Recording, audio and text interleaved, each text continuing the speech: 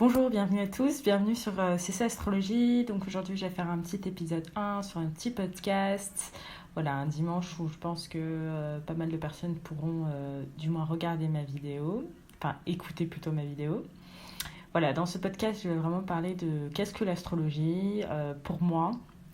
En définition, qu'est-ce que c'est, comment j'ai découvert un peu l'astrologie, voilà, les grandes lignes de l'astrologie, et vraiment parler un peu de l'histoire, pourquoi ce domaine-là a eu tellement de mauvaise réputation, et qu'est-ce que moi je peux apporter justement à cette chaîne, sur quel domaine. C'est vrai, c'est tellement intéressant, c'est tellement vaste que je ne pense pas pouvoir parler de tout, mais en tout cas, j'espère pouvoir vous donner des clés intéressantes justement pour aussi découvrir un peu ce domaine-là.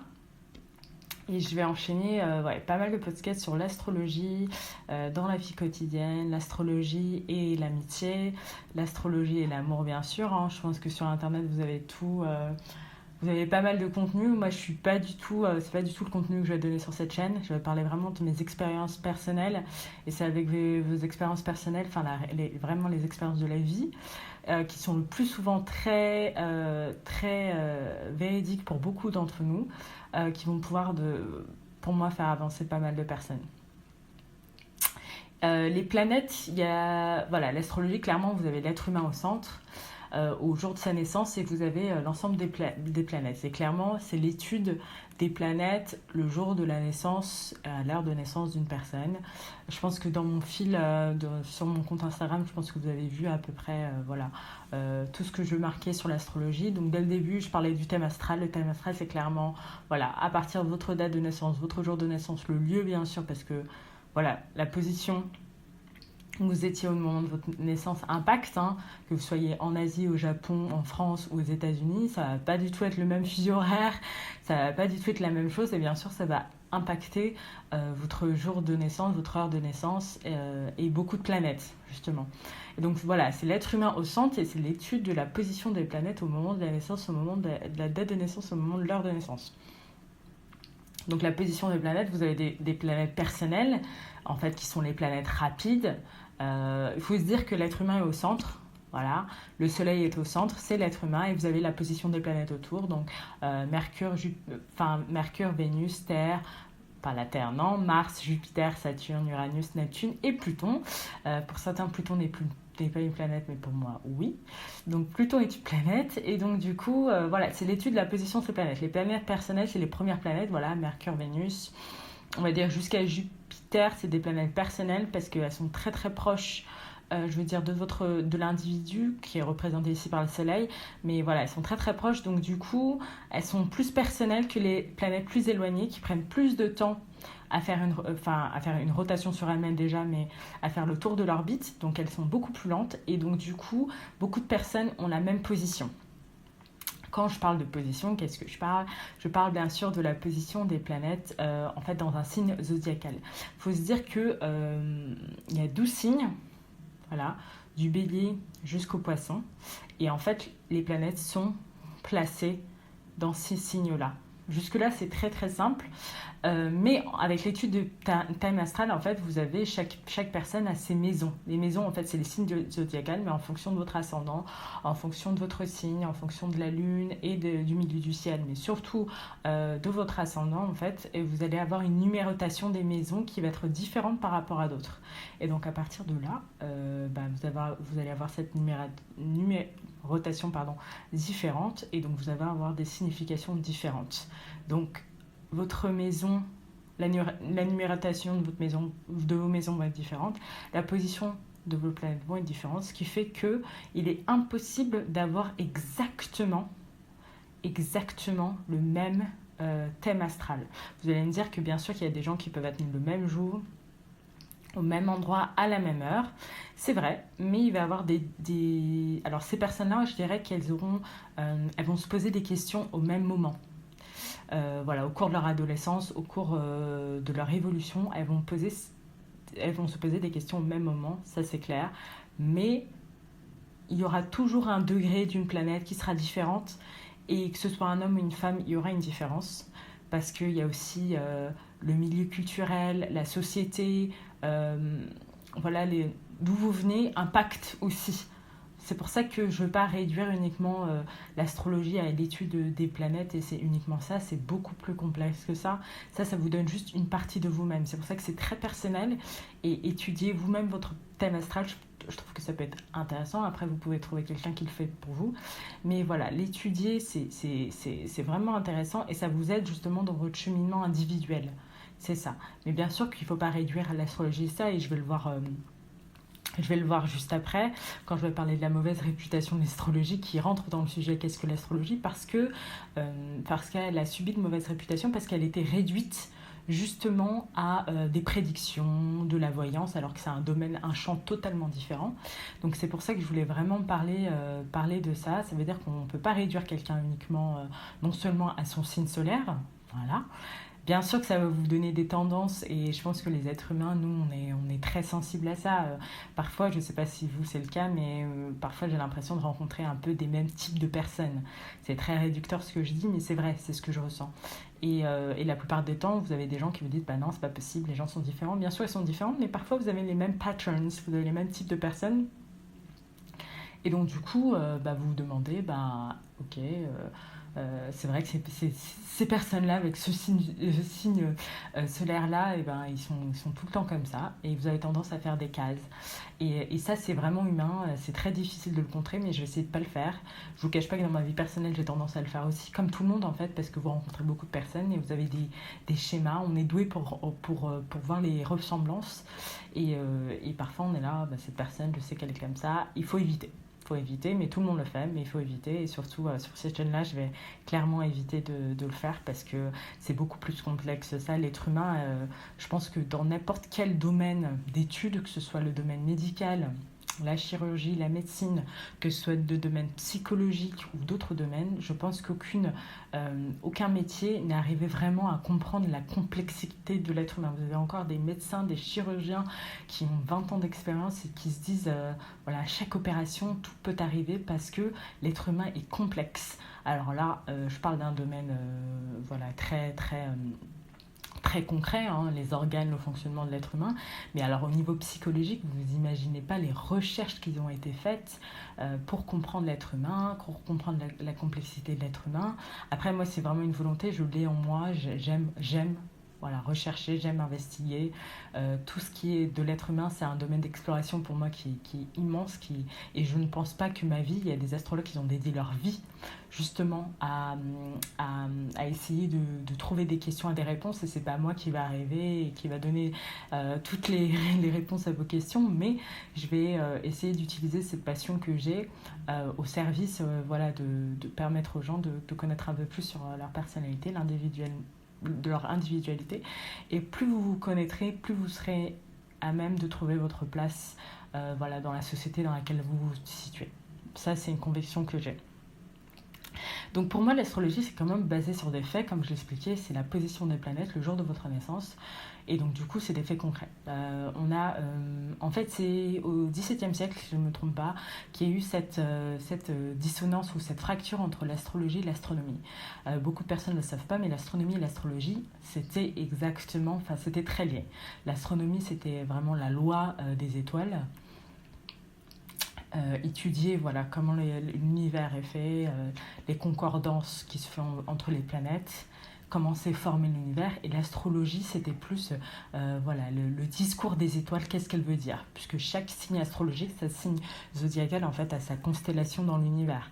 Et donc du coup, la constellation, c'est l'ensemble des planètes, et ces constellations ont justement une signification.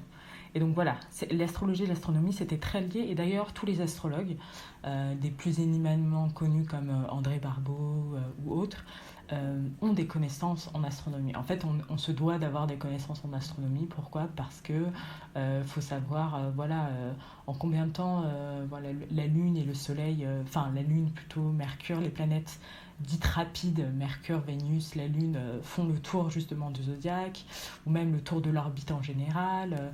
Pareil pour les planètes plus longues. Il faut avoir un minimum, en fait, de connaissances. Mais l'inverse, je pense que tous les astronomes ont connaissance de l'astrologie. ont juste une connaissance, mais peut-être pas du domaine précis. Mais l'inverse, c'est vrai dans le sens où les astrologues ont quand même des connaissances en astronomie, ça c'est sûr. Donc c'est vraiment basé sur des faits, comme je le disais, et en fait c'est au XVIIe siècle qu'il y a eu cette rupture en fait entre l'astronomie et l'astrologie. Et l'astrologie a été chassée en fait du domaine des sciences, et c'est pour ça qu'elle a pâti justement d'une mauvaise image. Alors cette mauvaise image était déjà présente avant, je vous le cache pas, depuis le Moyen Âge. C'était vraiment, je pense que vous connaissez, voilà, l'histoire des rois et des reines, notamment une reine très connue, Catherine de Médicis, qui avait de nombreux astrologues. Le plus connu étant Nostradamus, mais elle avait aussi Ruggieri, qui était un mage noir, qui faisait beaucoup de choses pas forcément très bonnes, je dirais, même si je porte des jugements, c'est vrai. Et donc du coup, les astrologues étaient chargés justement, parce qu'une personne pour toutes les personnes qui ont étudié un peu le pouvoir, l'obsession des personnes qui sont au pouvoir, c'est de garder ce pouvoir jusqu'au bout. Donc ils veulent garder ce pouvoir jusqu'au bout, ils veulent... c'est très important pour eux et ils sont un peu obsédés par la moindre chose qui pourrait les détrôner. Et donc du coup, c'est pour ça que beaucoup, et non dont Catherine de Médicis, avaient des astrologues qui étaient présents et qui étaient chargés en fait de leur dire clairement des prémonitions. Le but étant de ne pas se tromper parce que ça avait des conséquences très très très très importantes, que ce soit des guerres, des conflits, même des empoisonnements, enfin ça pouvait aller très loin. Et donc du coup, Catherine de Médicis, elle avait plein d'astrologues, dont Nostradamus et comme de Ruggieri quand Nostradamus est mort. Et justement, il y a une histoire qui est très très intéressante qui racontait justement qu'est-ce qui était comment elle a vu que Nostradamus et Ruggieri justement étaient compétentes, dans le sens où à un moment donné elle s'intéressait à la suite de son trône. Elle avait François II qui était un de ses fils, elle avait Charles IX, Henri III, et elle se disait tiens. Et en fait on lui a fait une prémonition un jour, le nombre de tours, elle avait ses 3 fils en fait devant elle, les 3 photos. Et en fait, c'était une sorte de prémonition. Elle avait fait un rêve grâce à son astrologue qui lui avait dit le nombre de tours que la photo va faire sur elle-même. Enfin, il n'y avait pas vraiment la photographie à cette époque, mais ça dira le nombre de personnes, le nombre de temps que votre fils va rester sur le trône avant que les Bourbons rentrent justement sur le trône de France. Et en fait, on a François II qui a fait un seul tour, qui est parti. Il est mort effectivement 1 an après la prémonition. On a Charles XIII qui a fait 13 tours et qui est parti. Et c'est le cas. Et il est mort après 13 années sur le trône. Et après, on a Henri III qui a fait 15 tours sur lui-même et qui est parti. Et donc du coup, et c'est exactement ce qui s'est passé, et c'est pour ça que quand François II, qui était marié à Marie Stuart, est mort, justement, elle a su que la prémonition était valable, et ça l'a suivi jusqu'à sa mort. Ça veut dire que, en fait, on lui avait fait une prémonition qu'elle allait mourir près de Saint-Germain. Et là, vraiment, avec cet exemple, je vais vous montrer que c'est pour ça que l'astrologie a pâti d'une mauvaise image. Et c'est pour ça qu'elle a été réduite à uniquement des prémonitions, à des domaines de voyance. Comme je vous l'ai dit, c'est 2 choses différentes. Et qu'elle a pâti un peu de crédibilité parce que justement, elle était justement réduite à ses prémonitions, à ses voyances. Et quand on a dit à Catherine de Médicis, écoutez, vous allez mourir près de Saint-Germain, elle a tout fait à ce moment-là pour s'éloigner de Saint-Germain, de toute connotation. Et en fait, elle est morte à Blois. Et en fait, à Blois, à un moment donné, elle avait attrapé froid en fait, et elle a développé une pleurésie, si je ne me trompe pas. Et en fait, son fils à un moment donné a dit c'était la fin, qu'il fallait lui donner les derniers sacrements. Et en fait, le prêtre qui lui a donné les derniers sacrements s'appelait Julien de Saint-Germain. Donc ça n'avait rien à voir avec la ville. C'est pour ça qu'il faut faire attention, et c'est pour ça qu'aujourd'hui l'astrologie, elle a pâti un peu de cette mauvaise image, mais c'est plus du tout le cas, parce qu'on est vraiment sur des faits, et même quand on décrit le thème natal des personnes, on fait très attention de la manière dont on le décrit, les aspirations ou autres, parce que c'est vraiment dans le but uniquement de servir la personne qui est en face de nous, de servir ses intérêts, et de pouvoir qu'elle règle en fait certains problèmes qu'elle pourrait avoir, et de apporter un plus justement à son individualité, et sa construction en tant que personne. Voilà, donc ça c'était une petite histoire que je trouvais très intéressante. et que beaucoup de personnes sont au courant, je pense. Mais voilà, et c'est pour ça que pendant un moment, l'astrologie a bâti d'une mauvaise réputation et qu'elle a été après chassée de l'Académie des sciences. Sa position aujourd'hui, c'est, en fait, on a deux écoles, on a plusieurs écoles d'astrologie qui s'affrontent comme pas mal de domaines, en fait, où on a plusieurs écoles. Et ça reste quand même, pour moi, pas une croyance, mais pas une croyance. C'est vraiment, comme je dis, l'étude de la position des planètes au moment de la naissance de quelqu'un. Donc c'est basé sur les faits, parce que les planètes, les astronomes ont fait des recherches et ont montré que ces planètes étaient présentes.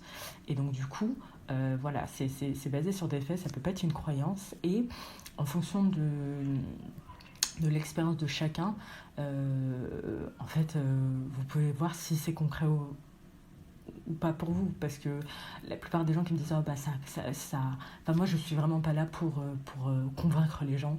Au fond de vous, vous savez si c'est quelque chose qui vous peut vous intéresser ou pas.